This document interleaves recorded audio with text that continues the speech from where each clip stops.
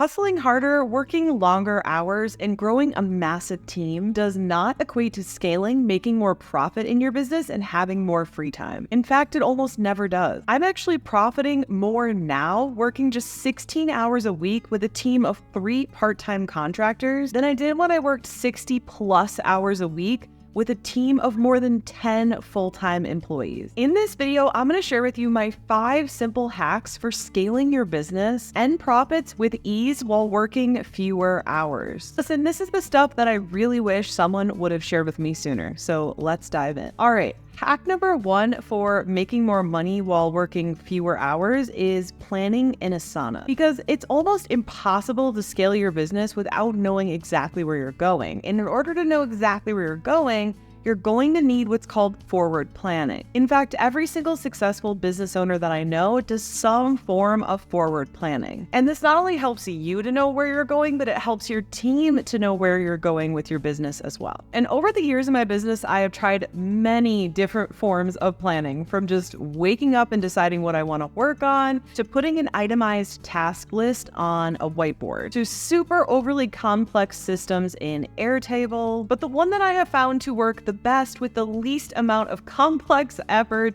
is using a board-style planning system in a software called Asana. And this software does have free and paid tiers. I am currently on the free tier, and I do everything I'm about to share with you on the free plan. So you absolutely can do this using Asana's free feature as well. But I also need to share, I don't really think it matters all that much what software you use. So Asana is my favorite, but choose whichever one you like best. So the first thing I do is I start a new project plan in Asana, and I will label it something like 2024 forward planning, or 2025 future plans, or plans for 2026, something like that.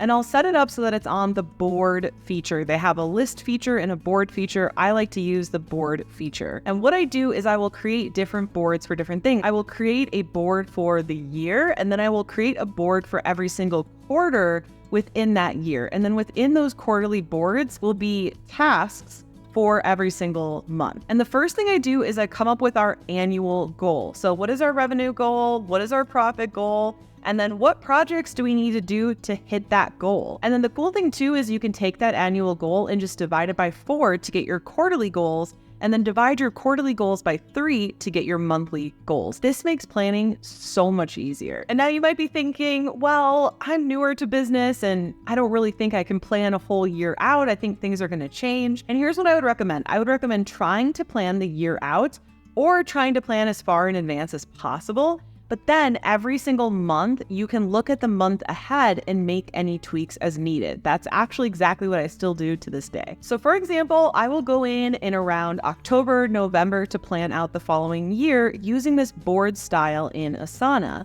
But then with my team at the end of every single month, we will look at the month ahead and adjust our project plans and tasks as needed. Not only do I like this to get the picture for my business, and by the way, I share this board publicly with my team so they know exactly what's going on and we have meetings about it and things like that. But having me do this ahead of time, especially based on the size of my team, it helps us really speed up our planning meetings, because we're not starting every single planning meeting from scratch. And by the way, you might be watching this and thinking, I don't even have a team. I'm the only person on the team. You should still be doing this. This is a super, super valuable skill, whether you eventually want to grow a team or not. And not only will it help your team or your future team stay on track, but it will help yourself stay on track as well, because things will become a lot more logical and data-driven once you have a plan, which is exactly how you should be running your business, versus just waking up and being like, I feel like working on this today, or I feel like working on that today. Because I know, at least for me, if I woke up and just worked on what I wanted to, there are vital things in the business that would never get done. Because yes, you can make sure that you work on at least 1 or 2 things that you absolutely love every single day, but there's always going to need to be things that are going to need to get done that you might not necessarily love doing. So again, forward planning in Asana has just been an amazing hack for me in order to move my business faster and make more money while working less. Let me know in the comments, what are some of your favorite planning tips, or what's your favorite planning software that you like to use? And if you want to create a business with a lot of free time like I have, you're probably going to want to capitalize on what's called passive income. And a great way to do this is by selling your own digital products to your own following. So if you want to learn more about that, I have a totally free training that goes over every single step, from coming up with your passive digital product idea to ensuring that you grow a following filled with people that are actually going to buy your digital product, all the way to my Freedom Creator method, which is going to help you learn how to actually sell that digital product on autopilot passively. So if you want access to this totally free training that I just made for you, then go in the description below this video, and it is the very first link, and you can access it instantly and watch it completely for free. Okay, hack number 2 is tracking. You would not believe the amount of business owners that I encounter in masterminds and networking events that don't track anything in their business. And they're still making a lot of money, so of course you can still make money without doing tracking, but I will say that I see a common denominator of things that they struggle with, and that is having chaos in their business and not having reliable streams of things like income or lead generation, because they don't actually know what's working and what's not. And this also results in them typically doing a lot more work than is necessary, because when you track things like knowing which social media platform that you're putting effort into is giving you the best return, lead generation wise and money wise, and also tracking your sales to know where those sales are coming from, it makes it so much easier for you to put more effort into the things that are actually working and less effort into the things that don't. And the good news for you is that overall, this results in you working less. So for tracking, I use a software called Hyros, Hyros. Now, if you use Hyros for tracking your organic leads and sales like I do, you're going to pay around $50 a month. They do have different tiers based on your traffic. And if you use Hyros for tracking things like paid ads, you're going to pay a lot more money. I just want to make it clear that I only use Hyros to track my organic leads because, number one, it's really expensive for paid ads, and number two, I don't run any paid ads. I haven't run any paid ads since 2022, so I just want to be clear on that. Now, you could do what Hyros does with Google Analytics. I personally find Google Analytics very complicated to set up, and it's just really confusing to me. So I personally would rather pay the little bit extra to use Hyros, but just letting you know that there's other options out there. So what's cool is every week, every month, or even every single day, I can log into Hyros and see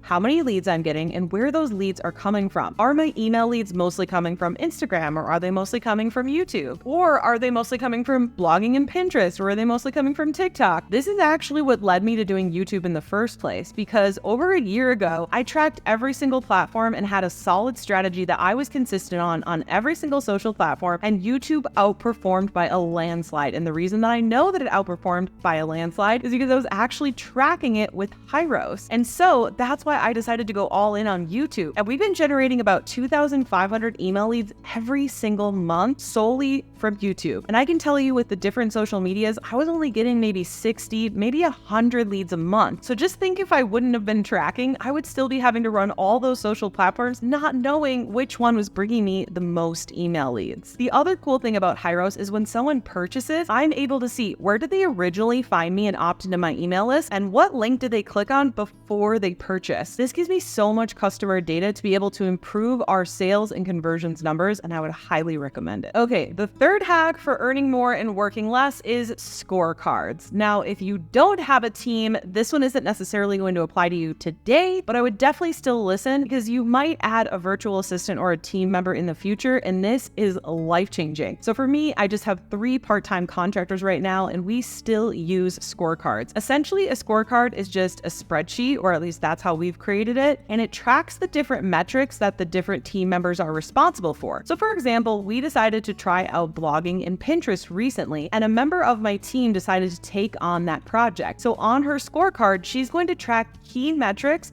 that have to do with blogging and Pinterest, so that we can see and track how that project is going. So right now she's tracking how many impressions we're getting on our Pinterest, how many email leads we're getting from Pinterest, and how many sales are being generated from Pinterest. Another example is someone else on my team is responsible for our community in Discord. So on her scorecard, she's tracking things like number of members that are engaged, or the percentage of engagement that's happening in Discord. And we're making sure that we're doing things, implementing tasks and projects that are going to increase those numbers so we can get more engagement in our Discord. So those are just a couple examples, but think of your different team members and the different things they do, like what projects are they in charge of, and what are the key metrics that you need to be tracking to not only see, are they doing their job, which obviously if you hired correctly, they should be doing their job, but also more importantly, seeing how is that project going? Because if they're doing the work and the numbers are not growing or going in the direction you want them to, then you're probably going to need to step in as the leader and do some coaching or find a program or a book or supplemental material that's going to help them to be able to grow in that role. But here's the crazy thing. If you're not doing scorecards, then you have no idea what's going on in your business. Like,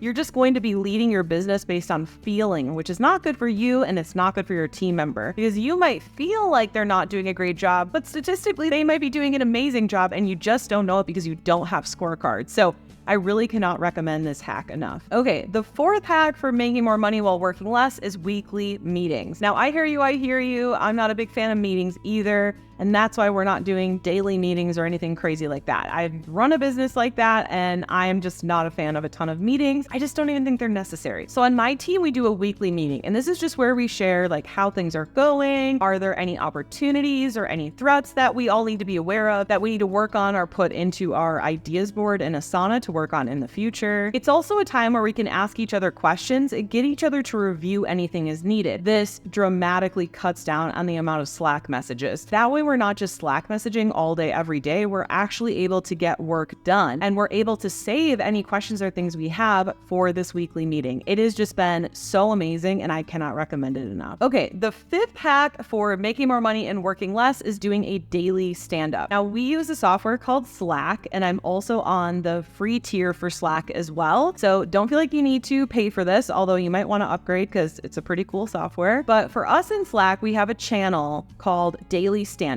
And what this means is every single workday, we are going to post a few things. We're going to post what went well the day before, what are we working on today, and are there any questions or feedback or comments or anything that you need to share. Again, this really cuts down on the amount of DMs and Slack conversations happening because we just check in once at the beginning of our workday. We get any questions we have answered there. We all know what everyone else is working on. It's so helpful and really cuts down on any miscommunication in the team as well. And if I haven't shared already, my team is all virtual. So this is actually extra helpful because we can't just turn to a team member and chat with them about something really quick. So I also cannot recommend this enough. And now that you know my 5 best hacks for making more money in your business while working less, you might want to know my whole story of how I've generated over $8 million in revenue to date with digital products. But how do you do that? Well, it all starts with watching this video next here, because when you pair what you just learned with what's in this video, it's going to be so much more powerful. See you in the next video.